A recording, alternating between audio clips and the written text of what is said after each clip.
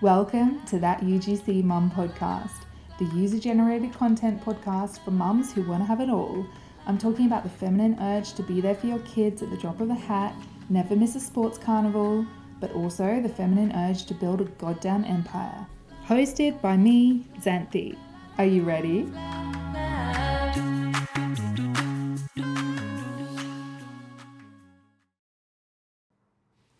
Okay, so bit of a perspective shift this morning before we meet the most amazing guest.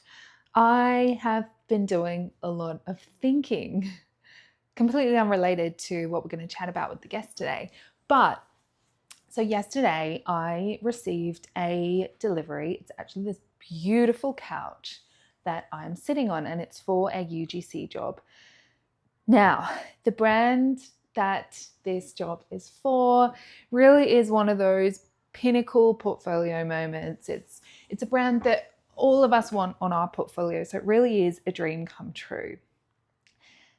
And the funny part about this is a couple of weeks ago on the pod, we had the most amazing Liz, and I can't stop thinking about that episode because I'm so grateful to her. She was the most forthcoming, rawest, most honest guest that we have had on the show. She did not hold back. She was so generous with everything that she spoke about on the podcast. And one story that she told us on the pod was a moment that she lost a lot of sleep over and a lot of tears, unfortunately. And it was this brand. This brand did it to her. So the demons she was facing in this scenario were that she really, really wanted to work with this brand because she loves the brand. We all do. The furniture is such great quality. It's beautiful.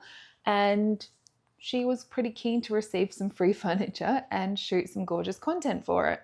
Now, unfortunately, this large brand did mess her around a little bit, and they really gave her the runaround. They ended up ghosting her in the end, but they also changed tact and told her that it was going to be gifted. I've never heard anyone do any gifted work for this brand, so the whole thing is weird. And she was questioning everything, is it her? She really didn't understand what was going on there. Quite rightly now, she says that she gets quite triggered when she sees this brand come up on socials in other people's portfolios. So Liz, I am so sorry if you're listening. But the funny thing in my situation with this is I actually got this job very unexpectedly. I got an email arrive in my inbox. So it's not what you think. It wasn't an inbound. This brand, they don't do inbounds. They don't need to. They would get 1,000 pictures in their inbox a day easily from UGC creators wanting to work with them. But I got an inbound in my inbox from a reply that I had pitched to them. I didn't know that I'd pitched to them because it was my lovely VA. So props to him. He got me this job.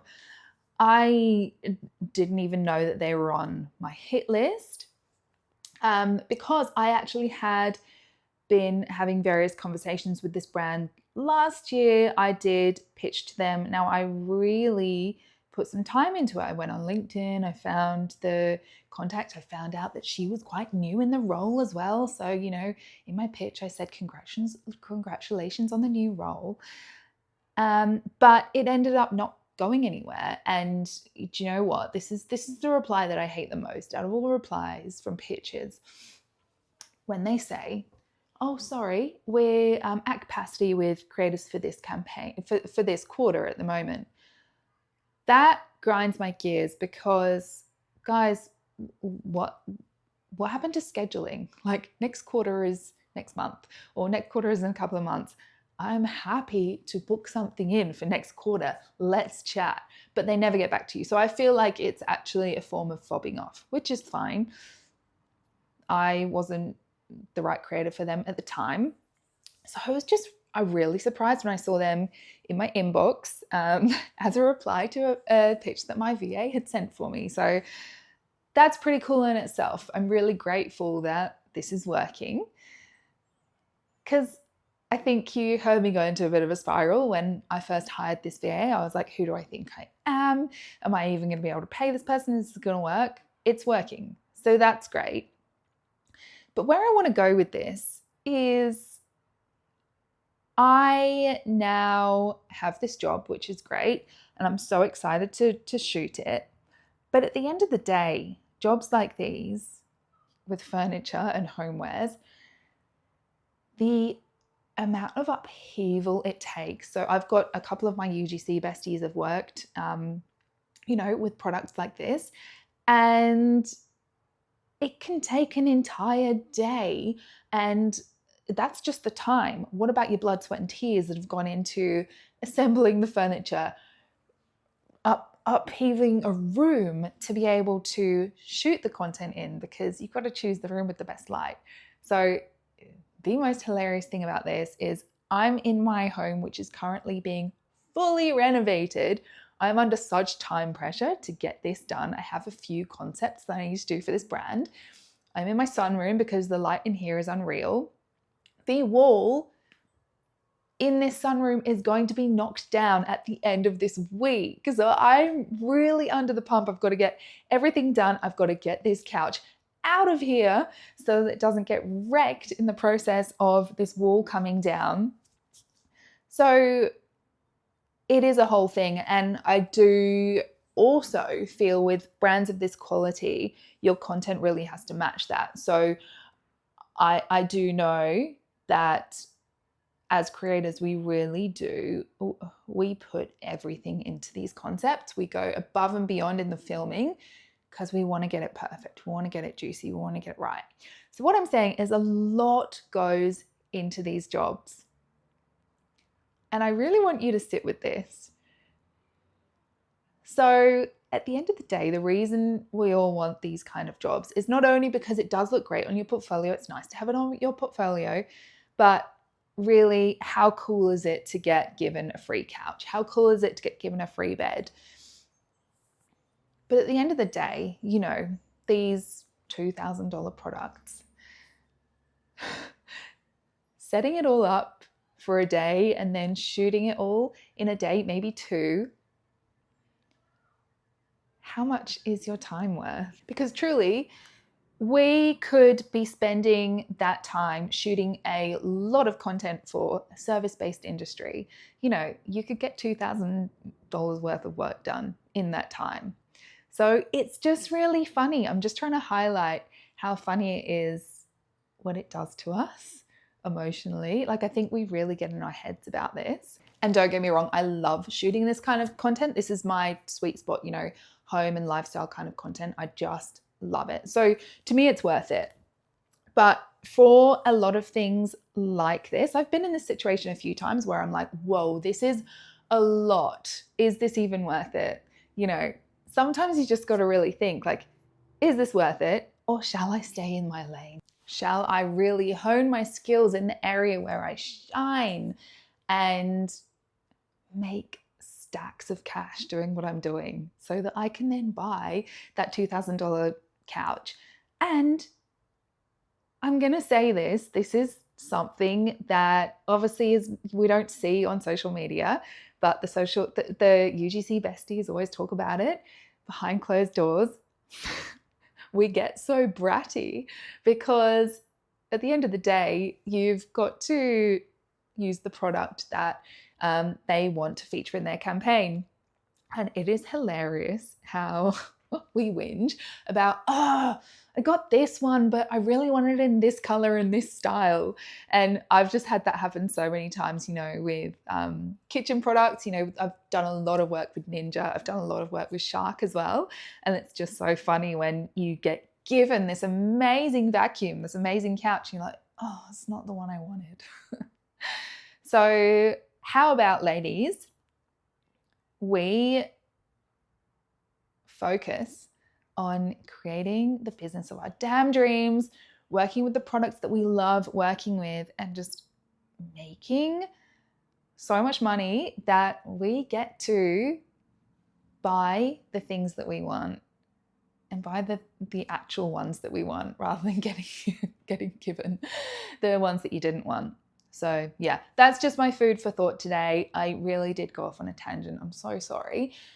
But yeah, I'm really keen to hear what you think about that, because it's been living rent free in my head for a couple of days. But anyway, enough for me.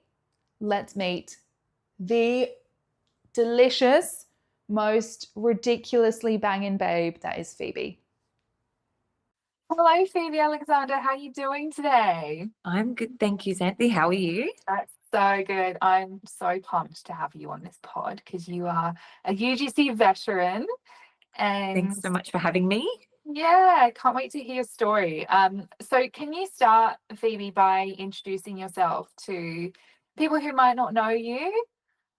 Sure. So my name is Phoebe. I have been in the content creation world for about 4 years now. So was in Melbourne, locked down, started posting on my socials, and that's kind of where it all unfolded. And getting on TikTok and seeing how the algorithm works, 12 months into my content creation, UGC popped up. So I thought it was the perfect combo with the content creation that I was doing to dip my toes in there. And it wasn't very common in Australia. There was only two other creators, Mia and Scotty, who were popping up on my For You page. So I thought, oh, get in while it's still fresh. And yeah, that was 3 years ago at the beginning of July. So still going strong, still loving it. And yeah, it's been a great little side hustle turned full-time gig. That's so cool. And I love that you started then, because I think I started a month after you then. So it's funny hearing you say that, because Scotty and Mia were the ones in my sphere as well. I was like, Yeah. oh, these guys are killing it. This looks so fun. I'm going to give it a go.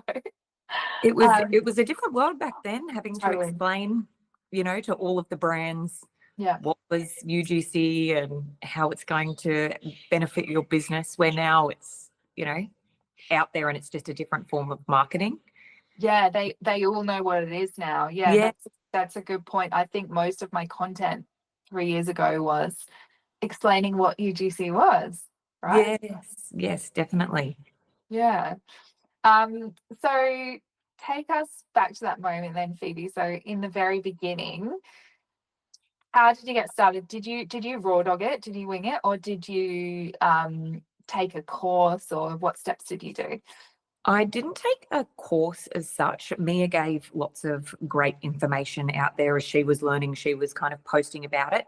I did get a lot of information from the US girls. So they were doing lots of TikToks about it, and just kind of took bits and pieces from everyone and then came up with my own plan. Back then, it was a lot of pitching. Not many people were just sliding into your inbox. But yeah, a lot of trial and error and learning along the way myself, even just the terminology of things and how people operate, and when a brand wants you to whitelist, how do you even set that up, kind of, all of those things. But TikTok is amazing for providing information, and it's, a search engine, so you can look it up and you'll most of the time find the answer. It's just kind of working out where you want to get your information from, and creating your own path.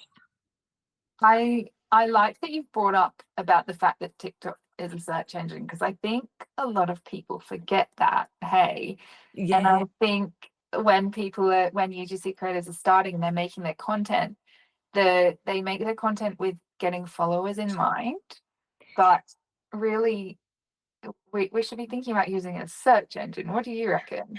Yes, I think getting caught up with the followers and everything like that can be easily done. I have hardly any followers. That's not my goal, but I only operate off inbounds. So my content is still being seen, but being seen by brands and the right people who I want in my inbox rather than getting followers as such. Yeah. I think, yeah, use TikTok to your advantage if you don't know something or what you should be doing as a UGC creator. Usually the information is on there. It's just kind of sifting through and working out, you know, if a brand asks you a certain question and you don't know the answer or you don't know what it means, pop it in ChatGPT, pop it in TikTok, see, you know, what it's all about so that you kind of can become a bit of an expert in the creation field. Totally. You can absolutely fake it, can't you, Phoebe? Just Yeah. with ChatGPT and some TikTok and just Yes, absolutely.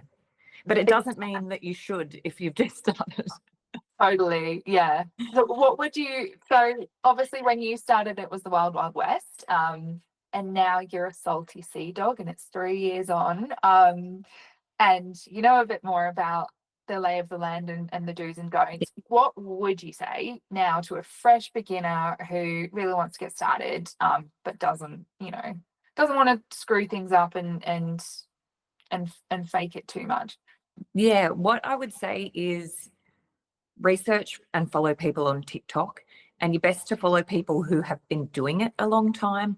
I've seen lots of, probably like yourself, people come and go throughout my few years of doing it.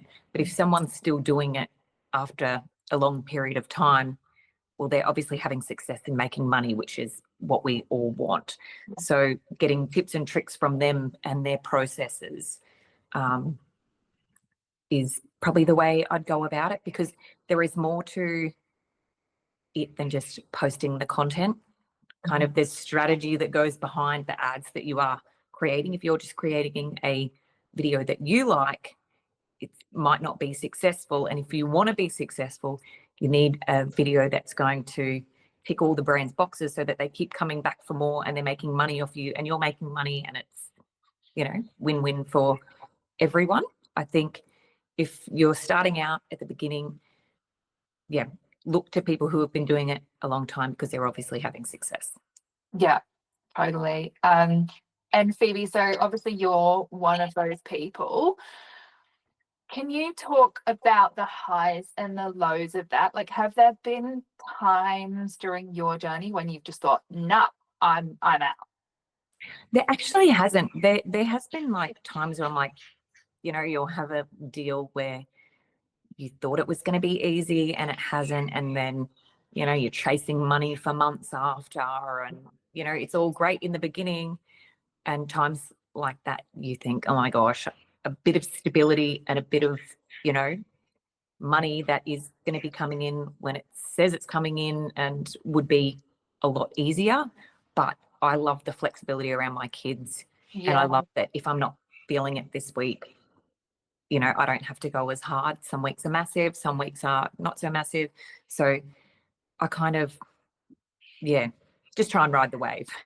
Yeah, I love that too, Phoebe. I think that's my favorite thing about UGC. And also, like, if you need to give it a breather for a couple of weeks, it's still going to be there. Yes, absolutely. And if you've built up like a little bit of personal brand and you've got a good relationship with brands, some months I'm not posting at all because I'm busy doing my work, busy with the kids, and I just can't be bothered. But I've still got brands and businesses sliding in my inbox, and I'm still actually doing deals behind the scene. So I am really guilty of lacking on my own socials, but that's what I love about it. Like influencing, you've got to keep up, you've got to do all the things, where UGC it's like the best of both worlds, but you don't have to be. Yeah, absolutely. And I think you've even kind of reinforced what we were talking earlier about.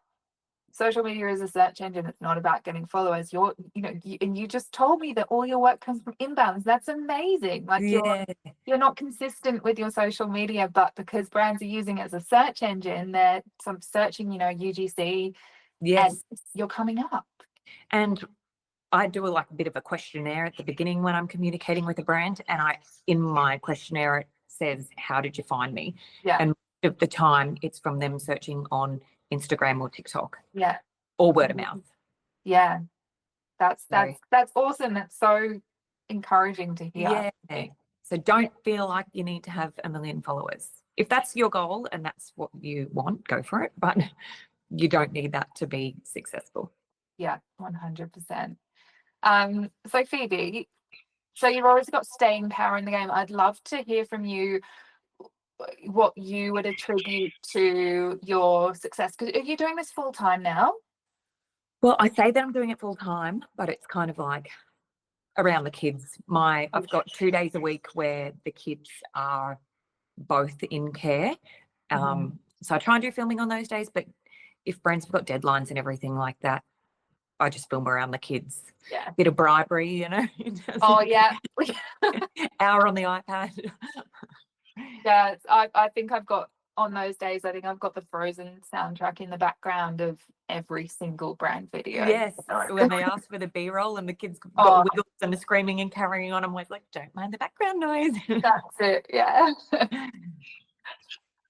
Yeah. So 2 days just like fully Yes. into it without the kids. Well, two days, but the emailing, the script writing, and the everything like that, it's kind of all done a little bit in between. Yeah.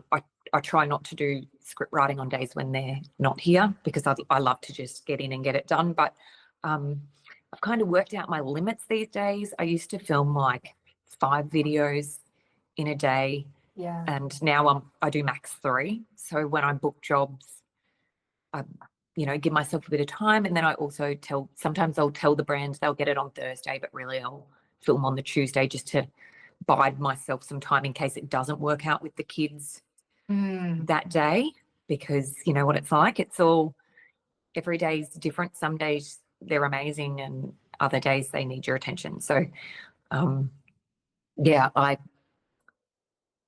try and not overpromise. And Yeah. That's so Yeah. smart, Phoebe. I think I've only recently just worked out that that's the way to go. Like, I've started under-scheduling my weeks because anything can happen, right? And Yes. like, the whole reason I'm doing this, it sounds similar to why you're doing it, so that I can be here for them when they need me. So Yes. if I've crammed my week so full and then one of them's sick and I'm just like, well, this is inconvenient. Yeah. What's the point? Yeah, absolutely. Because it's just so hard with juggling with kids and everything. So yeah, I only max will film 3 videos in a day now. And even if a brand's got 5 happening, I'll do 2 one day and 3 the other, because I just don't want to be rushing around, crazy, when I would rather deliver content that's, good the first time and we're not going back and having to do any editing revisions or anything like that. So Yeah. I do it every day. Every day I'm doing something, whether it's emailing or script writing or filming. So I say I'm full time, but I don't really do, 8 hours a day. Yeah. I feel like that's full time in mum terms. Like, yes, you're absolutely. definitely grinding while you've got your kids with you as well. So and 3 videos a day, I'm that's quite impressive. Well, I used to smash out 5, and I see some girls that are like, oh, I've just filmed 7, and I'm like, how? Are they like 2-second videos? I know, yeah, I see that too. And then so you've got those 2 days where really that's where you're going to really apply yourself. What do you do, Phoebe, when it's when things don't quite work out? So, those 2 days happen to be the days when the weather is rubbish and then, like, the kids are sick. How do you manage your life around that? If I can tell it's just not going to be good from the beginning, I'll contact the brand straight away and say, not happening today. Kids are sick, weather's not good. Or sometimes when the weather's been not good and I've still, been able to film, I provide them the option. So then it's the ball's in their court. Yeah. Kind of, weather's not good, it'll look better if it's sunny. Do you want me to do it today or do you want me to hold off? And half the time they'll say, what do you think? Because you're the creator, and then you just say, honestly, I would wait. Your product will look better in the sunshine than it's going to on a cloudy day. Even with lights and all the rest, nothing beats sunlight. No, it's so true, Phoebe. Like, and I like light number one. It's yeah, even if you've got like one room with the best backdrop and you're like, I want to shoot it in here, I always just say to myself, I'm like, no, take it to the room with the shit backdrop, like, you know, where the Yes. dog sleeps, like the kids' room or whatever. Yeah. Yeah. Where the sun is, because it's going to make everything look so expensive and dreamy and beautiful. Absolutely. Clear, crisp. The amount of times, if people actually knew, if I had shown what I was filming behind, they'd be like, oh my gosh. Because it looks good on camera, but you know, not necessarily when you flip the screen. We are wizards over here. Yeah, Because absolutely. I'll tell you what, at the moment, Phoebe, like my life is just fucked at the moment. I'm living with my parents because we're renovating our house. With kids, that's a big job. Oh, it really is. And I'm on a time crunch because I've got to shoot a couch. And you know how that is I like, saw your post. oh yeah, it's Yeah. like a bloody whole day putting the thing together. So I'm like, Yeah. that's done. And then I've got today, I've got to just like I've got to shoot all the content because we're having a wall knockdown. So like Inconvenient timing. I know, right? And then you know I can't take it to my parents' house. My parents' house is so dark. We have one room where I've been shooting all my content. It's the kids' bedroom. Yeah. And it's just been a nightmare because Yeah. like that room never looks good. Yes. So I'm pretty impressed with how I've managed to dance around that. So Yeah. No, well, hopefully, how's the weather up there? gorgeous. Oh, perfect. Yeah. It was sunny here before and now it's cloudy and going to rain this afternoon. So hopefully you get that filmed while the weather's...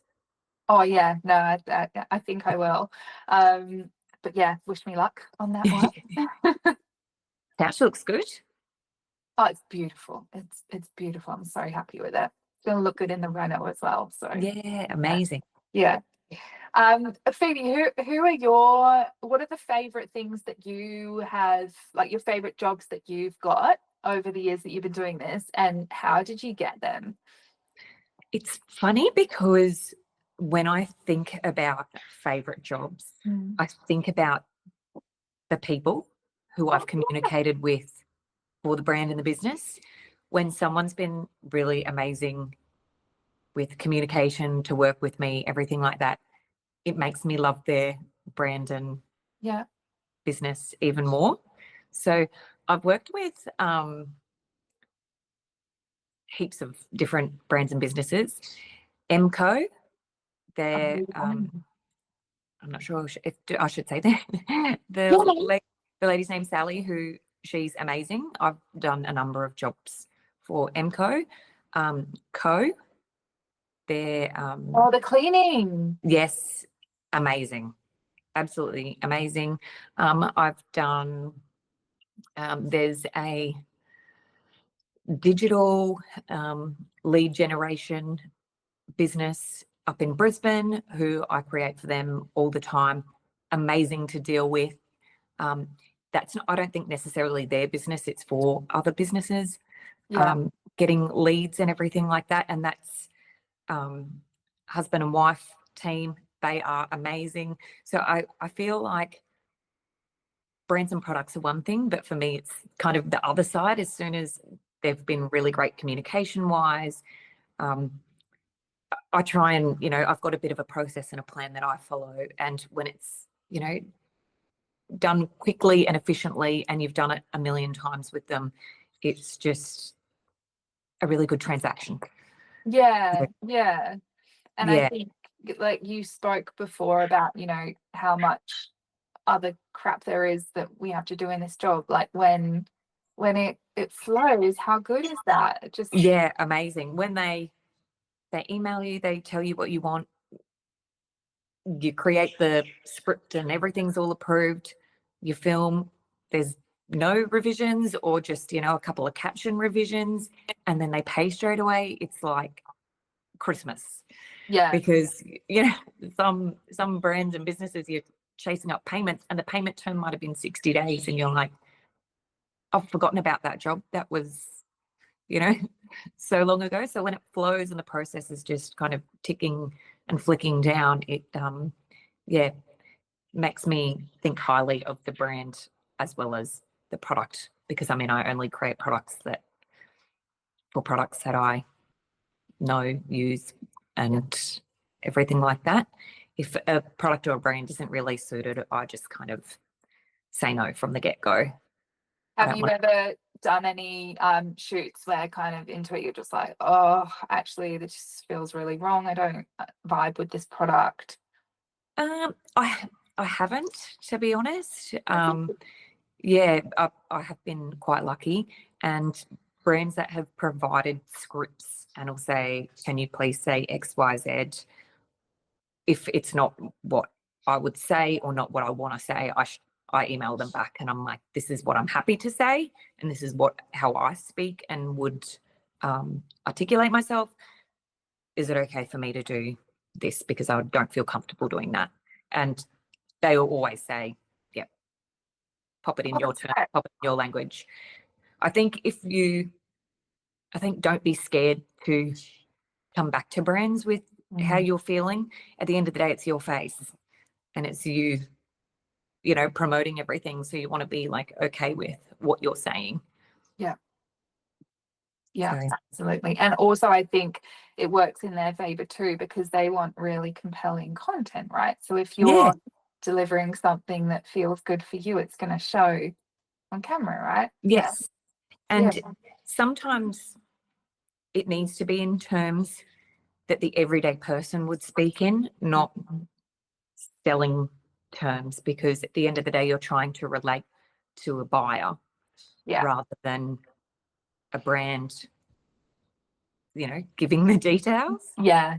And like, obviously the whole point of UGC is to make people feel like they're not being sold to. So. Yes. I do feel though a lot of UGC has turned a little bit into content creation. Yeah. Where it's not really UGC, it's content creation. It's the brand providing what the script or what they want and you creating the content that they've asked for. Where for me, UGC is me coming up with the script, me, coming up with the shot list, providing it to the brand. I feel like that's more UGC for me, even though it's still all scripted. At least it's coming from me rather than the brand. But I'm happy to do both as long as they are my style. Yeah, totally. And then, so the 3 brands that you said that you love working with the most, Phoebe, you said that all your work comes from inbound. So were those all inbounds? Yes. Yeah. So all of my work is inbounds. The only time I did pitching was at the very beginning. And then when I was pregnant, this last pregnancy, I've slid in a few inboxes on Instagram and got a few things. However, I don't do gifted collaborations just because time is money and products aren't going to pay the bills. So, some of the pregnancy brands came back with wanting gifting and I didn't go ahead, and others actually went ahead. So pitching was the only time, pregnant and at the start, but now, in between all of that, just off inbounds. So very, very lucky. I was lucky enough that I created some content for a few brands that were a part of, I don't know if it was like a marketing agency or it was, something that all of these brands used. And so I was just being passed around from within this business. And it was everything from kids products to face paint to supplements to clothing. It was kind of, and they all used the same spreadsheet for their brief. So that's how I knew. That's how I knew they were all kind of connected, and they'd say, oh, I got your name from so-and-so. And they had like a group chat that people would ask, looking for this content creator, and heaps of people would recommend me. So for a while I was doing, a whole heap of products and businesses from within that little agency. And then, they keep coming back. So It's amazing. Oh, I love that, because that kind of sounds to me like, you know, the reason you get such a good rate of inbounds, you know, is not only your social media content, but then also just the actual service that you provide to your customers, and then also the content. There must be a bit of a magic formula there that makes people want to recommend you and come back. Yeah. Well, I've been lucky enough. It's hard to get data from some of the brands. Some of them won't give any numbers or anything like that, where others will be like, the click-through rate was this, and they'll, you know, list off. And the last 3 jobs, I'm above the average in all of the stats for e-com. So I'm like, yes, I'm doing something, you know. Well, Nice. brands keep coming back. I'm doing something right, kind of. Yeah. Can we break that down, Phoebe? Like, can you give us some insights into what you have noticed, you know, makes good content that converts? So everyone is like very quick to scroll, Yeah. very, you know.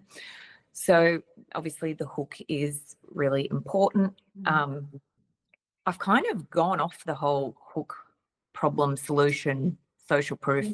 I've kind of ditched that formula, and I just kind of go off what I would like to hear as someone buying the product, and how it's kind of going to relate to me. So obviously you ask the brand who you're trying to target. Am I targeting mums?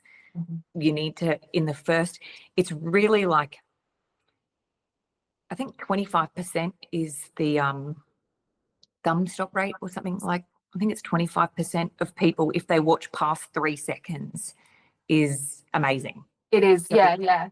So it's crazy that, you know, you've literally got 3 seconds to be like, Look at me. Look at me. Keep watching. Keep watching. So I think, yeah, obviously a really strong hook. And then sometimes I think going into the product and why it's good, rather than going the problem, but then weaving the problem in after. So yeah, I've kind of ditched the traditional method at the moment, and I don't know, it's working. Brands are getting results. So yeah, I think like hooking them in, but then, you know, how's this product going to help you because of this? Yeah, I've just found that formula lately's, yeah, I been a really bit better and like more strong. that. I think, well, obviously the rules are there to guide you, but they're also there to be bent, and they're also there to be broken. So I think, well, you know, like in photography as well. So there's certain principles to photography, like the rule of thirds. But a lot of photographers will break those composition rules like completely, because they've been doing it for so long, and they, you know, they can take a punt, they can risk it to get the biscuit, and it pays off. So obviously I feel like now that you've really studied your content, you're at that point now where you can do that, and that's so cool. And I think brands trust me that I know what I'm doing. So sometimes I'll be like, do you want to try a pattern disruptor hook where we're starting halfway through? Do you want to try a truth bomb hook? Do you want to try a negative hook? Do you want to? And I'll provide them with different options, and obviously let them choose. And sometimes they'll be like, oh, let's do all 3. And then you're okay, let's see what's going to work. And then I will, once the ad's running and I know what's running and I can see it on Facebook ad library, I'll check back in with the brand and say, hey, how'd it go? Which one performed the best? Give me some of the stats. And then it's good knowledge for me as well for future content and to know what's worked for them. Yeah. And I think, you know, for the industry as a whole, I think it's really important for people like you to be there, disrupting the rules, because then that's how we get better, and you know, people can learn from the new things that you're doing. So I love that. I also love that you, and I think I've been doing this too. So you said that you kind of bring the product in sooner rather than, you know, the problem.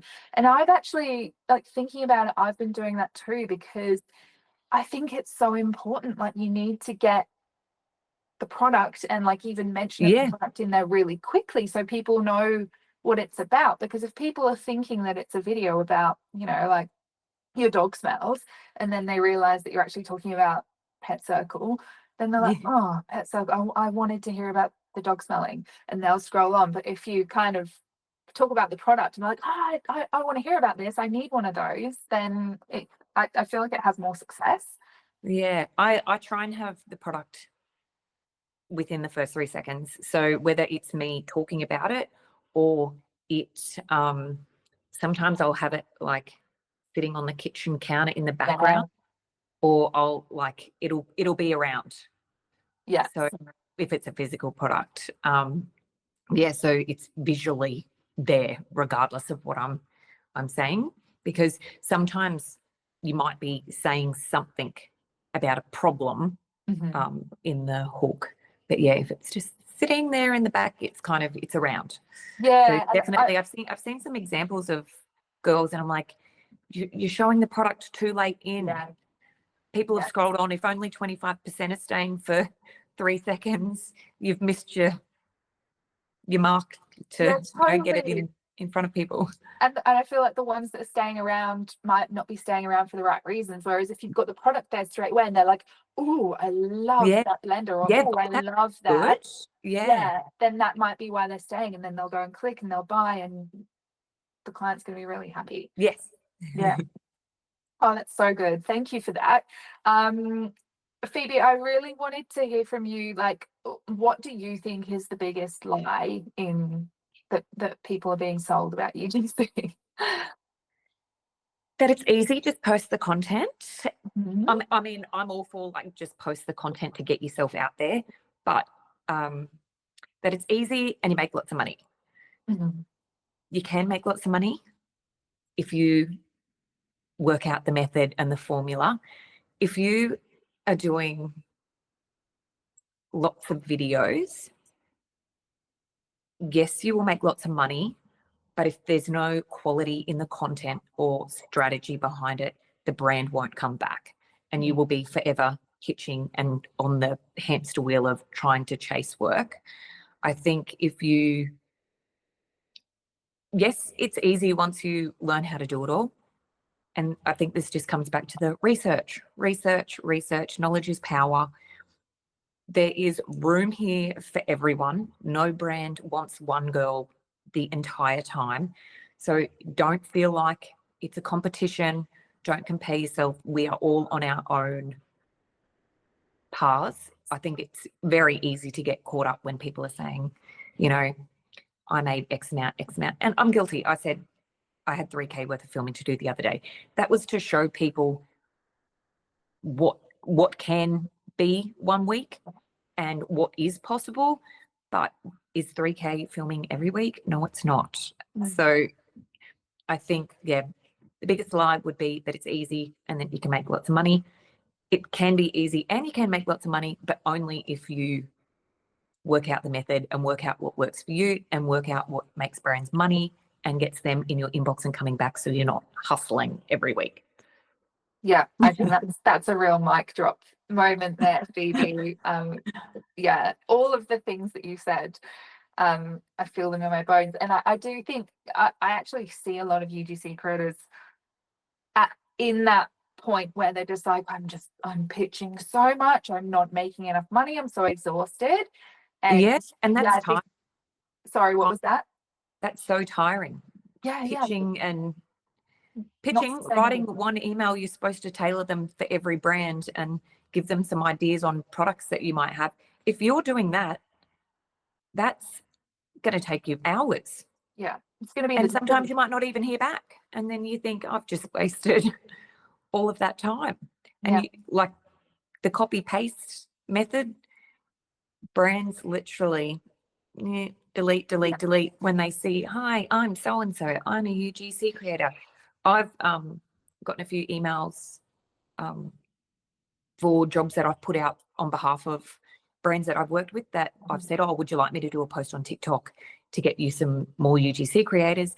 And I see some of the things that come in my inbox and I'm like, that's not really standing out. That you can tell we've just copied and pasted.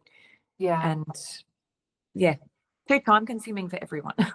That's why it also grinds my gears when I don't want to tear other people down, but like when some creators sell templates for pictures, I'm just like, no. Honestly, it's probably off ChatGPT anyway. So you can do that yourself. Yeah, you can, honey.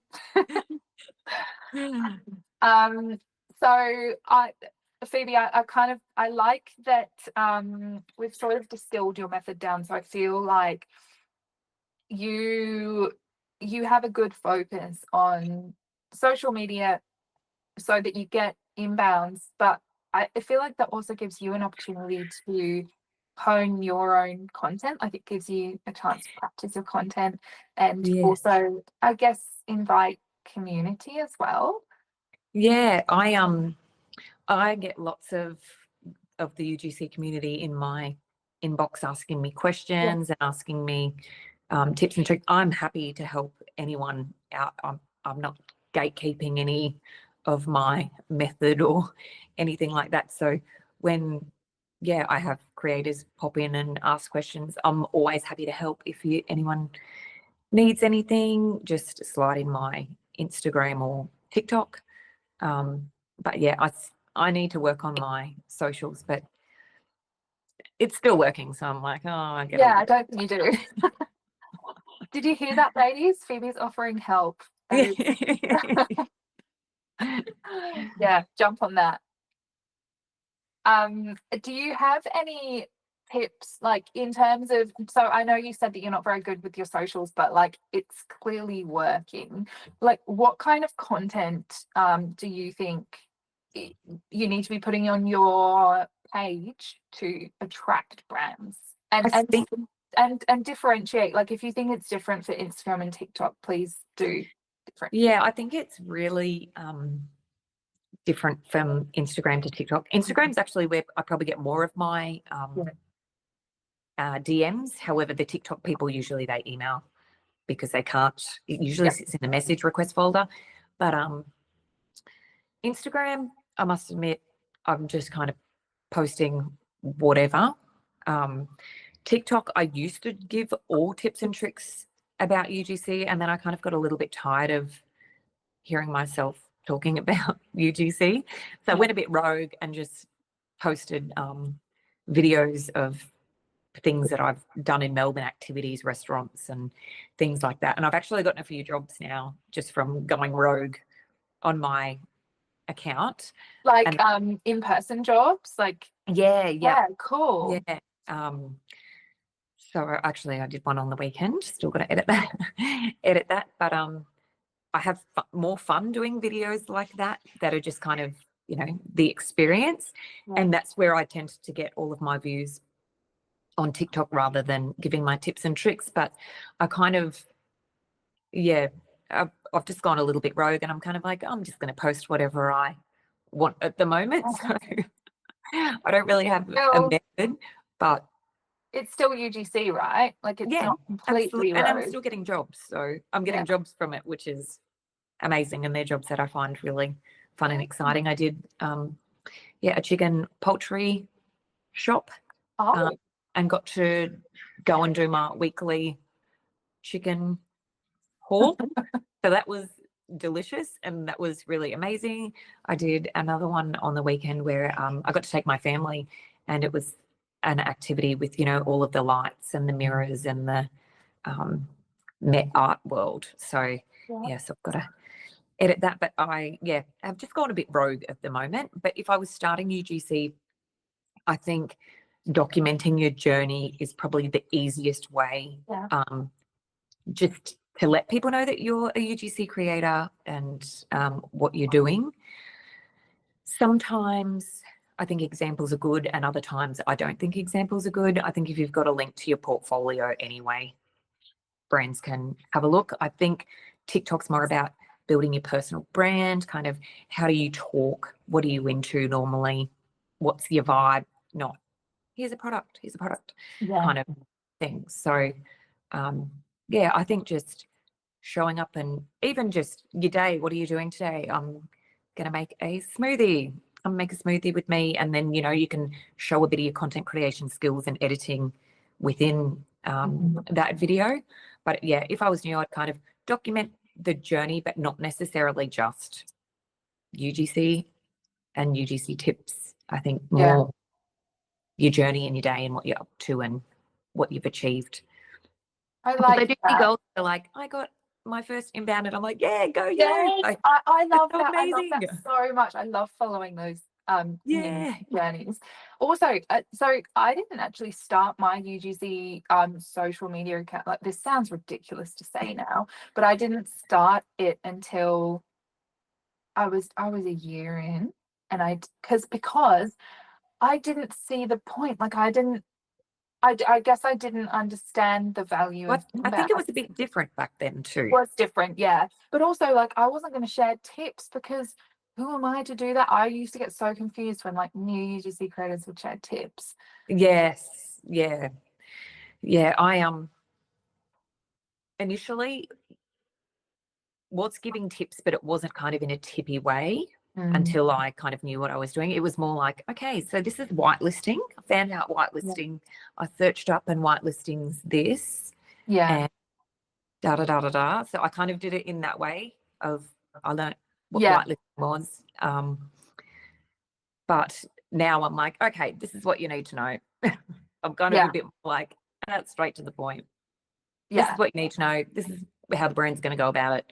Don't waste your time. Do this, do that. And it probably can come across a little bit like, but I'm like, I don't have time these days. Yeah, that's true. You've got a lot going on, girlfriend. No, that's good. I think that's given people a lot of inspiration, because I think as beginners, I think it can be really hard to think about what to post. So, you know, you don't have to post tips and tricks. You can, there's all manner of things you can post. Honestly, if I was starting UGC today, I would not post tips and tricks about UGC. No. I would be building my personal brand by showing up, talking to the camera, recording bits and pieces of your day.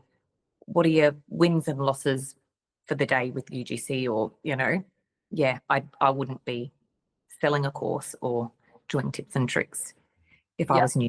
However, some people that are new in UGC might have been in the marketing world for a million years and already know their stuff.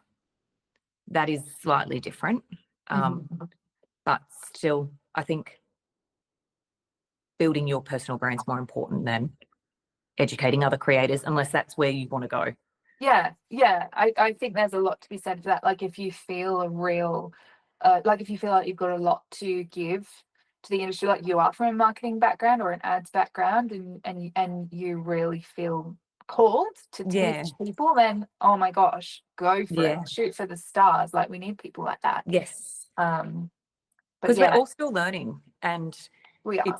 It's forever changing. Nothing is going to sit still the whole time. So even after a few years, I'm still learning things. I don't know everything, and I'm happy when I find bits of information. I'm actually doing a social media management course through Meta at the moment. Really? Just learning other, like, tips and tricks on business side of things. So yeah, I think knowledge is power, and it's only going to help you with your content, and then you can increase your rate. When you're getting brands results, they don't mind. They'll pay whatever if they know they're going to get cha-ching. It's true. Like, and if you can provide more service, like, I've had brands, you know, ask me, oh, can you do PR and stuff? And I'm like, oh, I wish I could. How cool would that be to be able to do all of it? Yes. Just hard fitting it all in when you're, you know, parenting and everything. It's all the juggling act. It is. Phoebe, so what's on the horizon for Phoebe Alexander? What have you got coming up? Well, I a couple of years ago was selling a getting started as a UGC creator course.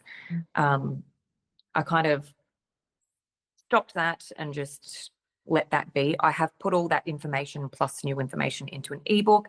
Still need to edit, still deciding how I want to go about it, whether I just get it out there for people to see, or I don't think I want to do a course.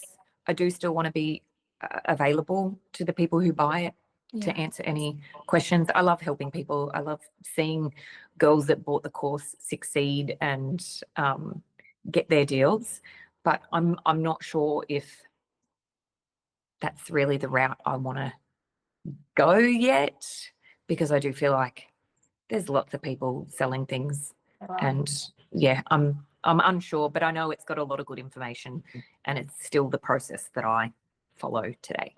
And I think it's nice to get your perspective. Like, there are lots of people selling stuff, but you know, if people are drawn to your style of doing things and they want to learn the Phoebe way, then it's so nice that they can do that. So I'm really excited about that coming out. Thanks. I'll keep you posted. Yes, do keep us posted. Don't make it too long, Phoebe. Let's get it out. And yeah, thank you so much for joining us today, Phoebe. Thank you so much for having me. It was such a pleasure to be in your ear holes this week, Dream Girl. Thank you so much for tuning in. Just letting you know, this is an indie podcast that I do out of the goodness of my own heart and for the pure joy of talking about everything UGC. No marketing budget, no sponsors, no team, just little old me. So if you are loving this podcast and you want me to keep going with it and make it better and better every week, either share this pod with one of your UGC besties, leave a review, or subscribe, and I will be so grateful. Thank you so much, and I'll see you next week with another pod. Love.